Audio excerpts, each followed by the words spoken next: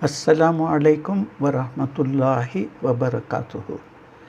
We are now in series number 003, which will cover the creation of the shaitan. Innal hamdulillah nahmaduhu wa nasta'inuhu wa nastaghfiruhu wa nu'minu bihi wa natawakkalu alayhi. ونعوذ بالله من شرور أنفسنا ومن سيئات أعمالنا من يهده الله فلا مضل له ومن يضلله فلا هادي له ونشهد أن لا إله إلا الله وحده لا شريك له ونشهد أن محمدا عبده ورسوله. We will try to see as much as we can of the wisdom of Allah in creating the shaitan.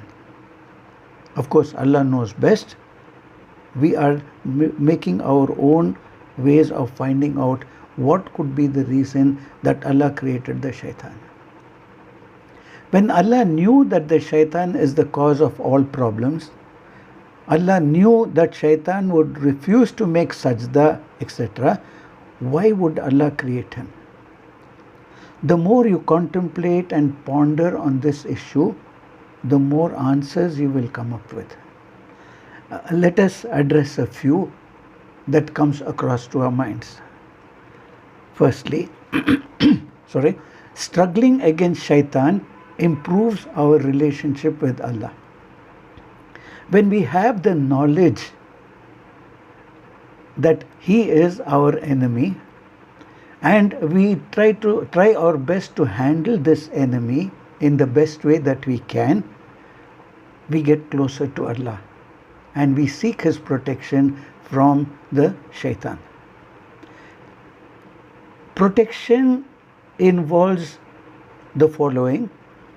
First is, when you are seeking protection in Allah, you must rely on Allah. Secondly, you must be patient. Next is, you should trust Allah without any doubt. And finally, access as much knowledge as you can through the Quran and the Hadith to find out what are the tricks that the shaitan would adopt, and how Allah subhanahu wa ta'ala very nicely explains to us in the Quran how to handle the shaitan under such circumstances. When we say A'udhu billahi minash shaitanir rajim, we say A'udhu billahi. We seek refuge in Allah. We don't say A'udhu, be my friend, or from my father or my parents or the very close friend. No, we can't ask them to protect us from the shaitan, because he is very, very powerful. And the only one who's more powerful than the shaitan is Allah. So we directly approach Allah and seek his protection from the shaitan. The next point is, the shaitan was created as a test and a trial for mankind. If we compare the disobedience of shaitan and what was the result of that, and the disobedience of Adam alayhi salam and what was the result after what he did, we find that Adam alayhi salam rose up later due to the approach that he adopted. So we can also raise ourselves in the sight of Allah beyond where we are now. Now, how did Adam alayhi salam rise above everything, win over the shaitan? It is because he asked Allah for forgiveness and he asked Allah for his mercy, which the shaitan did not do. Now, how is the trial of a shaitan a blessing for us? If you look into this, you'll find that the shaitan and his followers, when they attack us, they make one feel lost when he sins. He has no hope of ever rising up. But when the person becomes an awliya of Allah. Allah encourages one not to lose hope.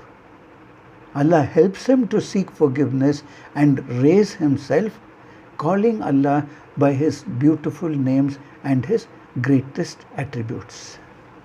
One thing we must remember is the company we keep is very, very important. If you are in a good company, our friends help us and act as a catalyst in trying to get closer to Allah. On the other hand, if our company is bad, we will only be pushed towards getting closer to the shaitan. The next aspect is don't ever lose hope.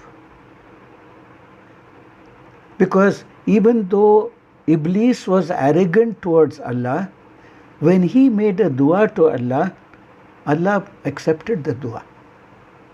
So when his dua can be accepted, why are we tending to lose hope whenever we make a dua? We are not that bad or as bad as the shaitan? Of course not. The next point is, there was no gap between him disobeying Allah and going after mankind. He is determined and he really cares and concentrates about his job. What is his job? To mislead mankind.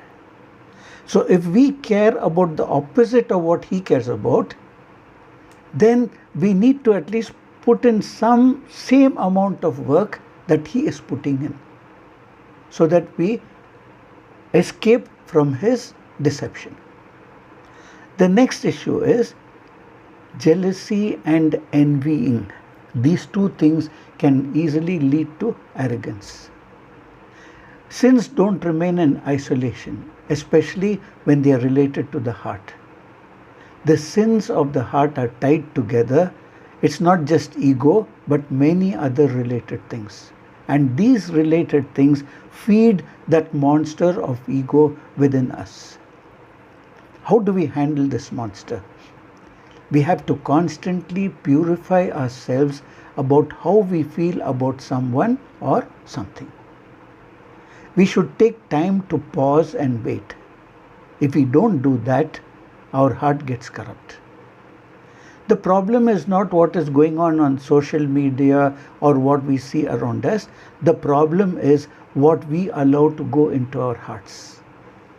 The lesson we learn from this is, if we do not purify our hearts, how we react will not change. The next point is, no matter how religious, pious or great that we think we are, it does not mean to say that we will not fall a victim to his tricks. He has been given free will, he has given many choices, he will not let the person go very easily. So what lesson do we get from this? However great we think we are, however knowledgeable we think we are, we have to protect ourselves all the time. And as much as sometimes we start losing hope and feel low, we should always remember there is still hope that we can get closer to Allah. The next point is, as our Iman grows more and more, we get closer to Allah. So that means we should take more precaution to protect ourselves as our Iman increases. Now, Shaitan has been given respite until the day of resurrection. Oh my God, he is going to live right from Adam alayhi salam till the last person, till the day of resurrection. Why is he being allowed to take this long respite? Why was the Shaitan given respite until the day of resurrection? Allah could have told him, go to hell. Literally, he could have pushed him to hell and forgotten everything. But Shaitan was given respite. He was given respite as a trial for the entire mankind. Let's take a rough estimate. If Iblis had to stay for a specific time, say 2000 years before Adam, and his lifespan was 10,000 years, which would mean that after Adam he would live for another 8,000 years. Okay, so for 8,000 years he will be a trial for mankind. After that he may go, but mankind will continue. So it would not be a test for the remaining mankind. So where is the justice of Allah? So Allah wanted it to be the same for all mankind, to be tested by Iblis. Shaitan as a punishment. How is that a punishment? Allah would never punish anyone unjustly. Allah can only punish him for his deeds. Allah allows him to live because the longer he lives, the longer he is going to sin, the more he will sin, and therefore the more he will be punished for. Now look at the Shaitan's condition. So the lesson we have here for ourselves is this also applies to human beings. The longer we live, the longer we tend to commit sins, and the longer we have that we can do things wrong to displease Allah. So we have to be careful of this and take this as a lesson to try our best not to follow a victim to the Shaitan. Shaitan will ultimately go to the hellfire as his punishment.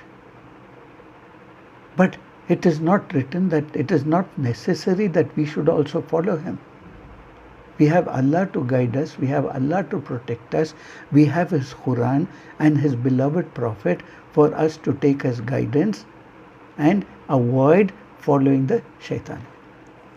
Like in Surah Al-A'raf, Surah number 7, ayah number 18, Allah mentions, get out from this paradise disgraced and expelled. Whoever of them, that is the mankind, will follow you, then I will fill hell with you all.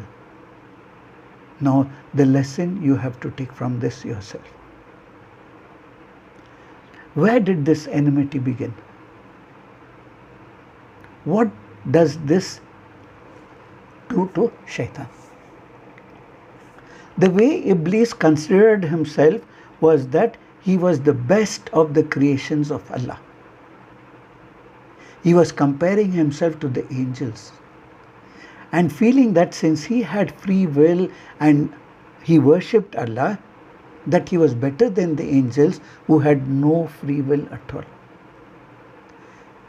He said, I am the best of the jinn because no jinn has ever been given the status and honor that I have been given.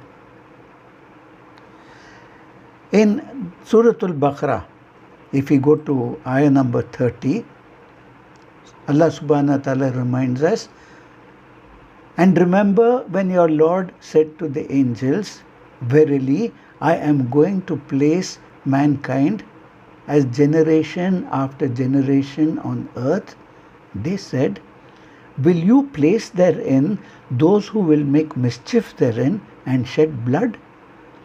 While we glorify you with praises and thanks and sanctify you?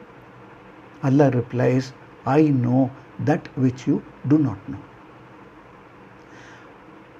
The angels had an experience of the jinn earlier itself, because the jinn had choice, and they were good jinn and they were bad jinn. And they knew that with the choice how much bad the jinns could do. And knowing that mankind will also have a similar choice, they were afraid. It is not that they questioned Allah, why did you do it?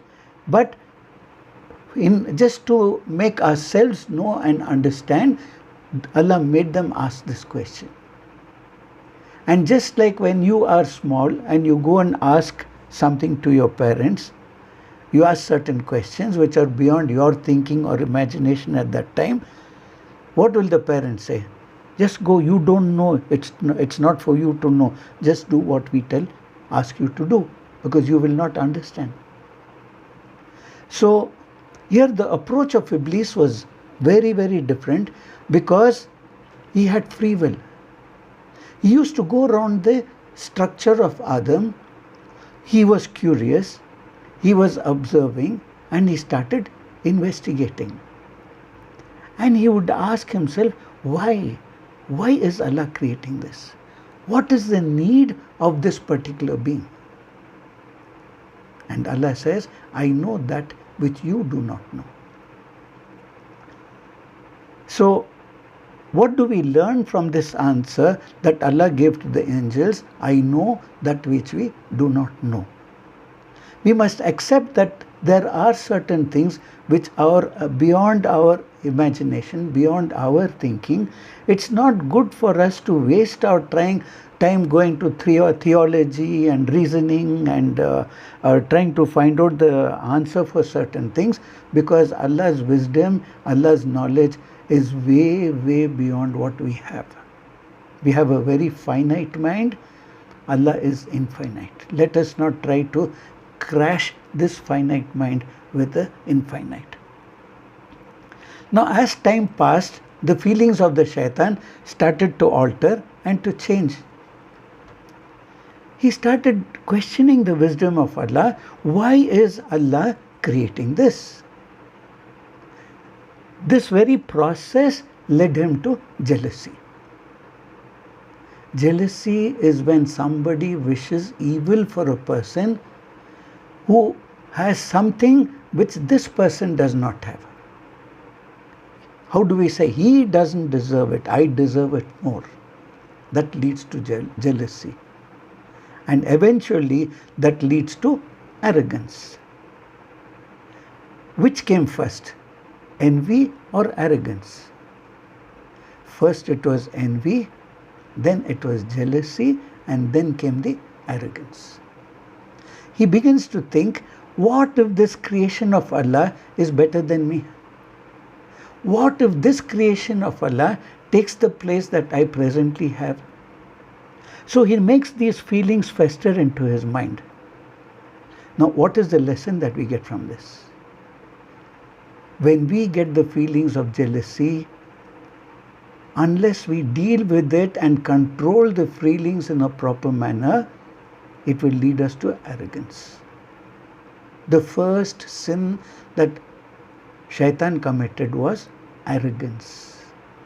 I should ask myself, and each of us should ask ourselves, do I belong to this category where I get the feelings of jealousy, I am not able to control myself, and this leads to arrogance, which was the first sin of the Shaitan. Now, let us look at the logic of Iblis behind all this.